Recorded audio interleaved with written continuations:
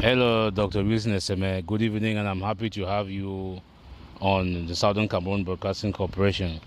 I understand that you are the organizer, you're the founder of this group, the Anglophone Action Group. Can you tell us more about this group?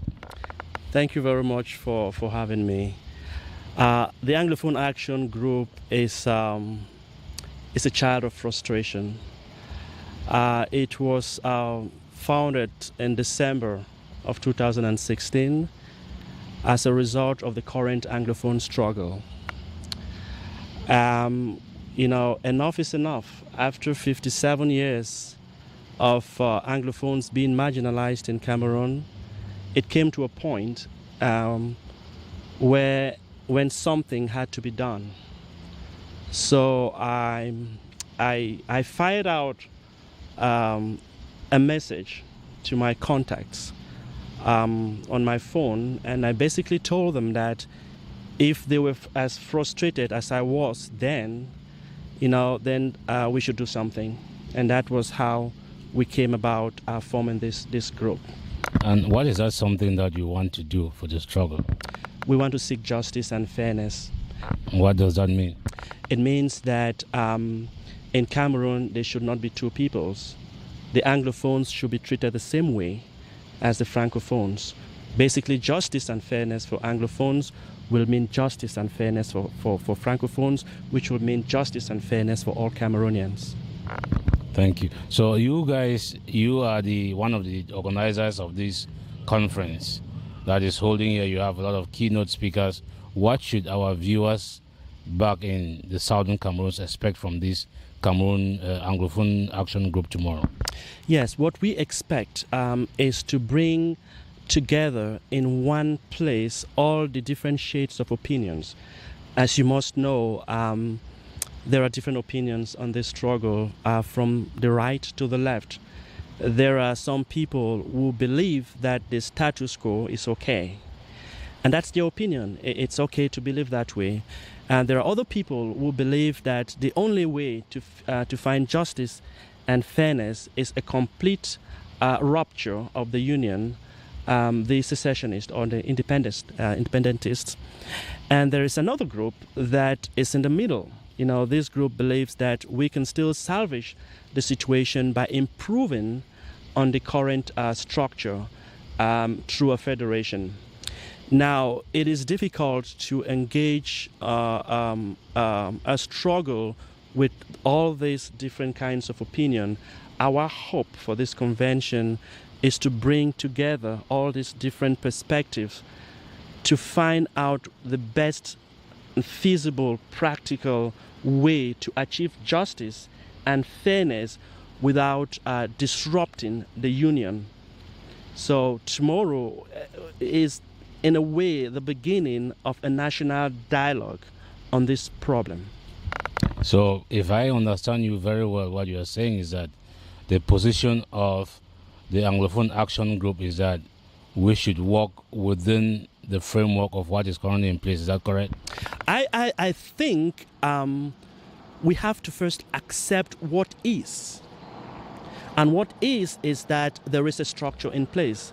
There is a country called Cameroon. That is a fact. Now, what is also a fact is that that country we call Cameroon has some serious issues that needs fixing. Now, what is the best way to fix those issues without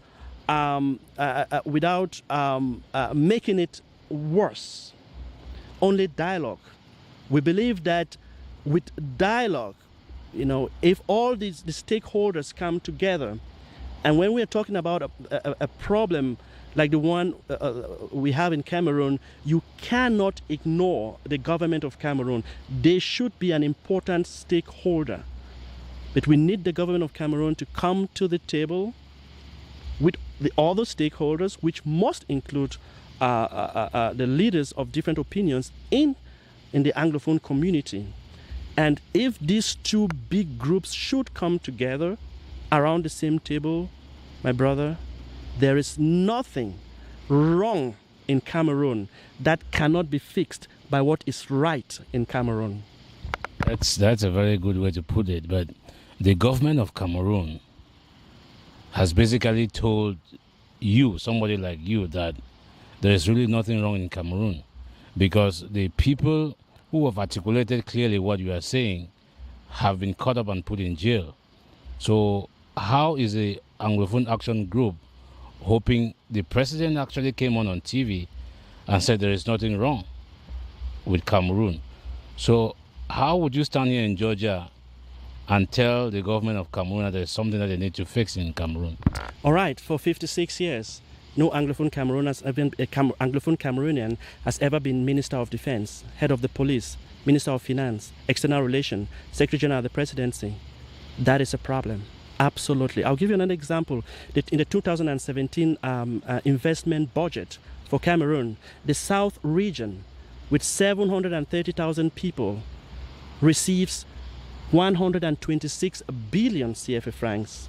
Now, the Anglophone region, the Northwest and the Southwest region, combined 3.4 million people, if we go with the current national statistics, received 85 billion. Now, think about this for a second. So, what this means is that our government of Cameroon is using our taxpayer public money to spend 180,000 CFA francs per person in the South region per year. That same government is spending only 25,000 CFA francs per Anglophone per year. I rest my case. Tell me if there's no problem. Some in this struggle will be offended by one of the choice of words that you just used here, cessation. Can you tell me why you use that word? I used it to articulate a point of view that certain people in this struggle are expressing. That's not my personal point of view. But we cannot put our head in the sand and say people are not talking about cessation. Personally, my personal opinion is that we can build and fix the problems of Cameroon through a federation. Yeah, that's true. I think the people who will be offended by what you said are people who believe that they are not seceding from La Republique to Cameroon because the Southern Cameroon was never part of La Republique. What do you tell them? I say you can dice it, you can slice it, you can play with words, you can be smart about it. The truth of the matter is, if there is one unit, a recognized unit called Cameroon, and you want to create a sub-unit inside that recognized unit, then you are disrupting the united structure of that unit. They may not see it that way, and it's very fine for them to think the way they think. But I think that if we look deeply into the issue, my brother, that land is ours too. We have a God-given right to belong there. We have a right to stay there. It is our land.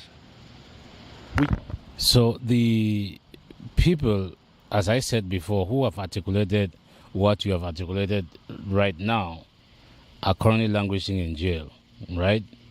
Which means that government is not interested in entertaining that conversation. What exactly is the Anglophone Action Group going to do probably tomorrow that is going to bring that government to understand exactly what you're trying to say? Absolutely. You see, Martin Luther King Jr. said, the arc of the moral universe is very long, but that arc bends towards justice. But the truth is, someone has to bend that arc. It is very difficult to speak truth to power. It is very difficult because power is jealous. Power doesn't like to be challenged. But it's up to us. Are we going to fold our arms? What is the alternative? The alternative is to give up and to say, oh, I have friends who tell me, we have families in Cameroon, we have investments, we cannot afford to ruffle feathers. And I say, what greater investment than to make sure that you have a land that is free for our children and their children. So to answer your question, what are we going to do? We're going to be persistent through patriotic behavior, through our civic duties, to hold power and authority accountable to their responsibility. That is the only way. Persistence, express these frustrations in a respectful, peaceful manner. The only way we cannot succeed is if we stop trying. The government has said that the only reason this problem is persisting is because of the diaspora. You are speaking to me in Georgia, Atlanta, Georgia, today. And as you might know, the government is currently sending back some citizens of the United States visiting Cameroon on approved visas. So if you are telling me that the government can solve this problem, you think the government is honest? Definitely the government can solve this problem. Absolutely. But the government alone cannot. The government needs partners to solve the problem. But definitely they have the power. They have the power to begin this national dialogue. Because I don't know if there's anybody out there who still thinks that the Anglophone problem is a made-up story. No, it is real. I just gave you a few examples. My association, we have released a series of educational materials called Numbers Don't Lie, where we just use numbers to demonstrate the marginalization. Okay? You have a situation, for example, where in 56 years of our existence, okay, there have been various ministries in charge of education in Cameroon. Do you know how many Anglophone Cameroonians have actually headed a ministry of education?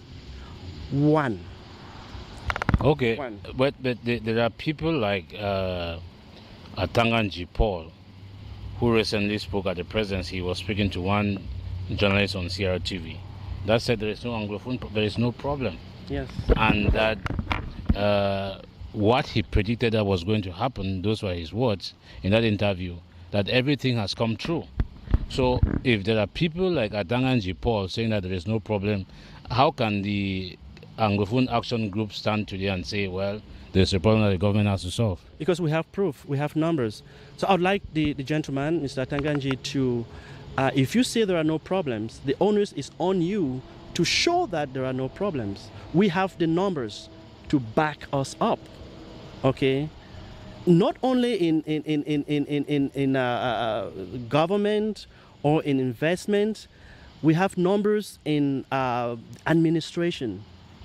Okay, if you look at the number of SDOs nationwide, shortly before, interestingly, 2 weeks after we released our Numbers Don't Lie series on the marginalization of Anglophones in the administrations, specifically on senior divisional officers, the president appointed 2 new Anglophone SDOs. Now, I don't want to say that it was because of the series. I don't want to take credit, but I am sure that somebody might have seen the numbers. Because again, the numbers are there for everyone to see. You cannot make up stuff. If there are just 4 Anglophone SDOs nationwide, there are 4 Anglophone SDOs nationwide. You cannot make up stuff. So it's up to the minister to come with his own numbers, to say these numbers that you see are not real numbers. You are making up your own numbers because, you know. Was the Anglophone Action Group represented in the recent diaspora investment bonanza in Cameroon? No. Well, fellow viewers, you have heard it from the founder of the Anglophone Action Group, who will have more of this discussion tomorrow, and probably more questions for the Anglophone Action Group and their guest speakers. Thank you, Dr. Eseme, the founder of the Anglophone Action Group. Thank you. It's a pleasure. Thanks for coming. I have one question. Yes, please. How does your group see the French you hold it? How does your group see the French involvement in this issue, or do the French have a role to play? We think the French, they have a colonial role, but the future of Cameroon does not depend on France. We believe that the only stakeholders that are important in solving our issues are Cameroonians. Is that what the Anglophone Action Group believes? That's what we believe. We believe that, don't get me wrong, the French have a post-colonial role that they continue to play, especially when it comes to monetary control of our currency. They have a lot of influence on our economy, but they do that through the current government. In other words, the French influence on Cameroon is through Cameroonians. I think our problems can only be solved by us. So how would you solve the problems, Cameroonians, when you have a third party? It is like you have your wife, right? You have a problem with your wife, but your mother-in-law or your father-in-law is another party. That's right. In that fight. Yes. So how can you solve the problem between you and... But you just agree with your spouse. Really? If I have a problem with my spouse, and we are scheduled to meet a divorce judge tomorrow, and today I solve the problem. I meet my spouse and I say, honey, let us talk to each other and let us come to an agreement. Yes, but before, your spouse has to go and consult with the parents, and it is the parents who are dictating what your spouse is going to do. How are you going to agree with your spouse when the communication is coming from their parents? It is up to me now to convince my spouse that it is better for us to work out our differences and not bring in a third party. And when you get married, it is two people coming together for better or for worse. So it's going to be up to me to talk to my spouse and say, this problem can only be fixed by us. Is the AAG aware of the cooperation agreements between La République du Cameroon and France? Yes, that's what I said. It's part of a colonial and post-colonial agreement. But the truth is, those agreements can always be modified. They can always be removed, because the only people that have the right to determine how their country is going to look like is the people living in that country. The sovereignty of a land belongs to the people. They have the right to write their constitution, rewrite their constitution, and do whatever they have to do. The post-colonial agreement that Cameroon has with the French can always be changed. Well, that is the wish of the Anglophone Action Group. We know that the French themselves have said that they decide who rules in Africa. They have talked about the recent elections in Gabon. They had the results of those elections before. It was not the current president of Gabon that won that election, but they know how to play their games. We are hoping that the Anglophone Action Group, we have more discussions on this topic tomorrow as we explore in deep how to move the crisis of Cameroon forward. Thank you, Dr. Iseme. Thank you very much, sir. So we hope to see you shortly. Thank you.